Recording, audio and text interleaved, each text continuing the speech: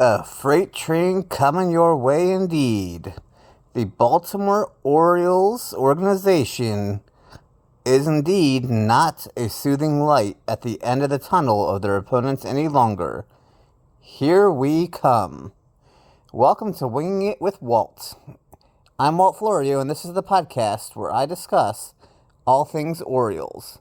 On today's episode, I will be going over the organizational games for July 14th, 2022 recap, and discussing the games for July 15th, 2022. Let's start out with the Orioles' low A affiliate, Delmarva.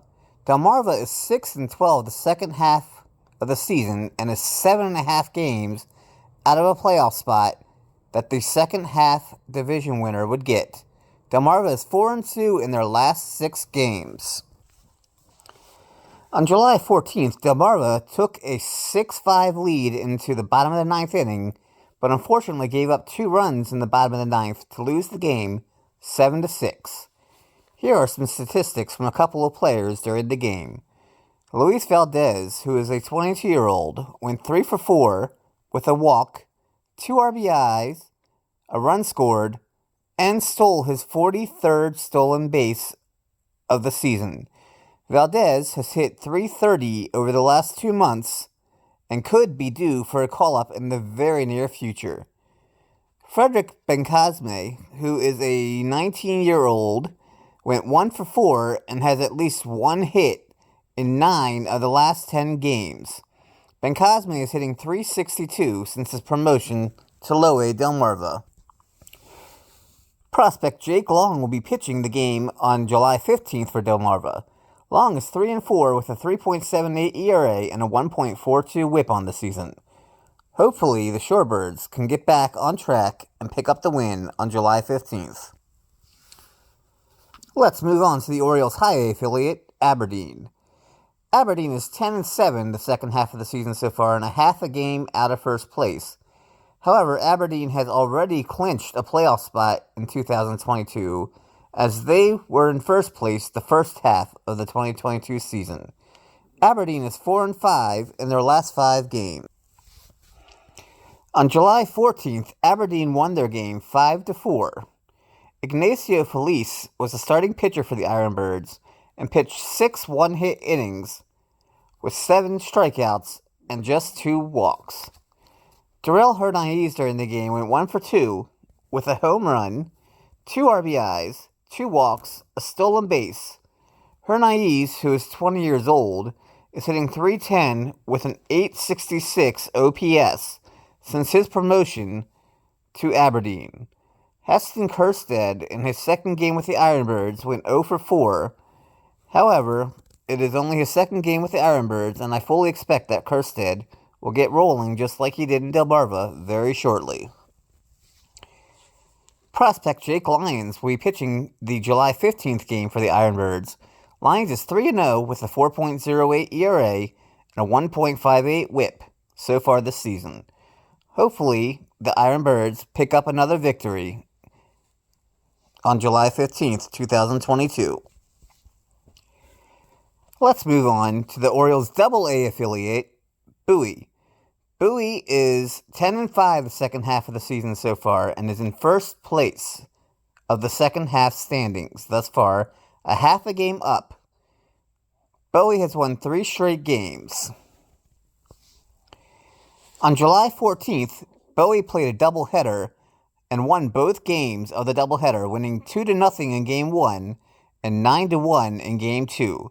The starting pitcher for Bowie in Game 1 was Kyle Bradish, who was pitching a rehab start. Bradish pitched 5 innings of 1-hit ball in the rehab start and was the winning pitcher of Game 1. Connor Norby, a second baseman, was the offensive star of Game 1 victory for Bowie. Norby went 2 for 3 with 2 solo home runs, including the game-winning home run in the bottom of the 6th inning. Norby is hitting .294 with a .910 OPS since his promotion to Double-A Bowie. During Bowie's 9-1 victory of Game 2. Noah Denoyer was the starting pitcher. Denoyer went 4 innings, giving up 1 earned run, 3 hits, 2 walks, and 5 Ks of his Game 2 start.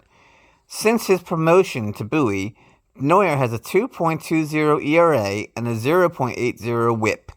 He has been absolutely fantastic and is an under-the-radar pitching prospect in the Baltimore Orioles' loaded farm system. Colton Cowser, an outfield prospect, absolutely stole the show in Game 2 for Bowie. Cowser went 2 for 4 with 2 home runs and 3 RBI at the plate, and also made an amazing catch in the outfield to rob a home run during Game 2. Cowser, since his promotion to Double-A Bowie, has been hitting .311 with a 1.194 OPS. Cowser is absolutely tearing things up and is on the fast track to Triple-A Norfolk.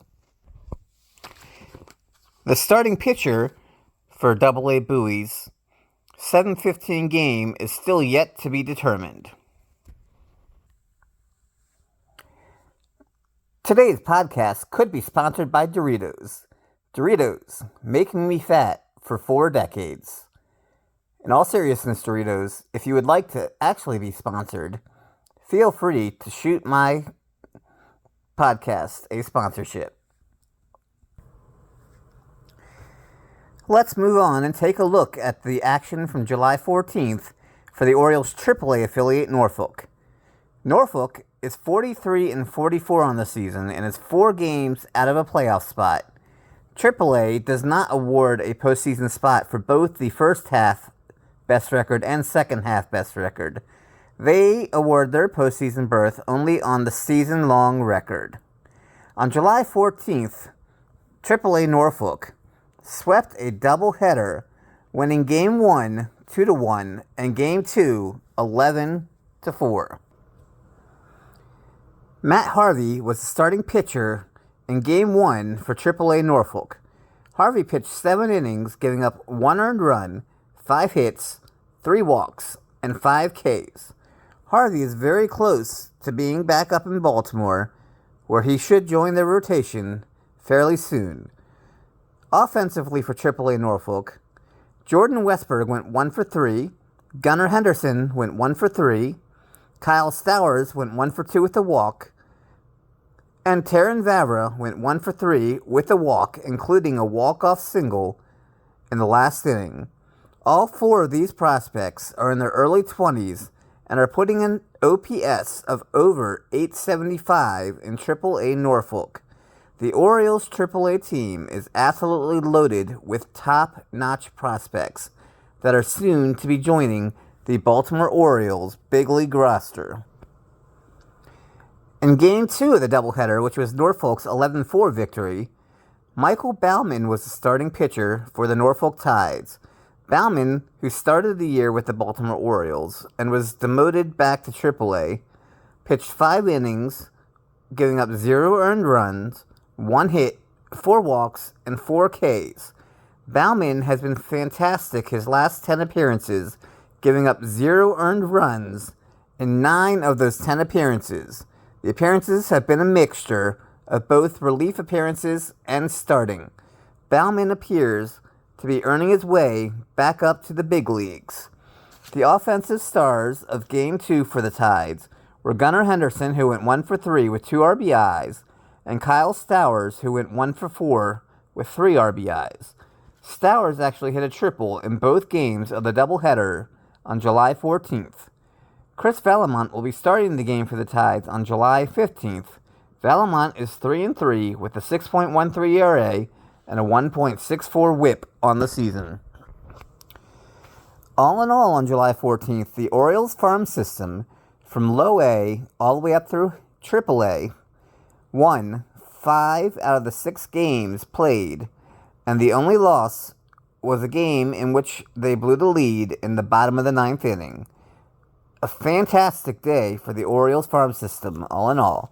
Let's now take a look at the Orioles Big League Club, who is 45-44 on the season, 5th place in the AL East, 17 games out of first place. However, the Orioles are only 1.5 games back of a wild card, and have won 10 consecutive games. The Orioles had an off day on July 14th. However, on July 15th, Tyler Wells will be pitching for the Baltimore Orioles. Wells has been the Orioles' most consistent and best starting pitcher this season, going 7-4 with a 3.28 and a 1.05 whip. Wells should hopefully beat a banged-up Tampa lineup and bring the Orioles to their 11th consecutive victory. Let's go O's. If you like this video, please like the video, smash that subscribe button, share it on your social media outlets, and I will see you guys tomorrow, as this is going to become a regular occurrence here on this channel. Thank you, and I will talk to you all later.